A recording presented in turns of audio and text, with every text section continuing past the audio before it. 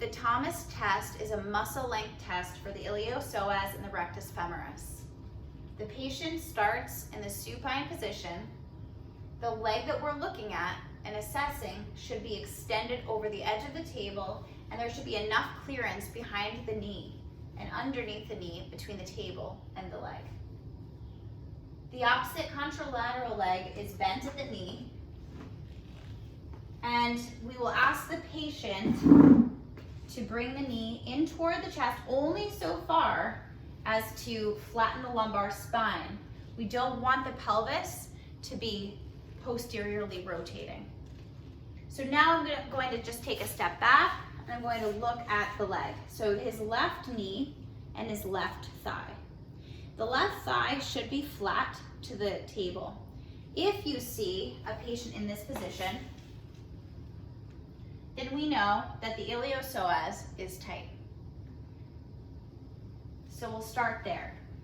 To take an objective measurement, I'll use the goniometer, and I'll place the fulcrum at the greater trochanter.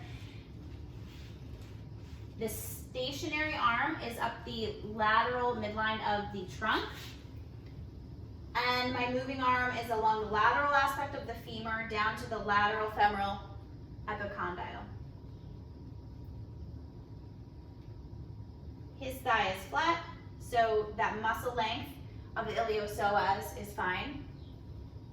And now moving down to rectus femoris, down to the knee. If the rectus femoris is tight, you will see a slight knee extension, or maybe a significant amount of knee extension. We should see about a 90-degree angle. And if we do not, then we need to take a measurement of that to track this patient's progress. So the goniometer is aligned with the fulcrum at the lateral femoral epicondyle. The stationary arm is up towards the greater trochanter. Moving arm is down towards the lateral malleolus. And I will document the placement of the angle of his knee at this point.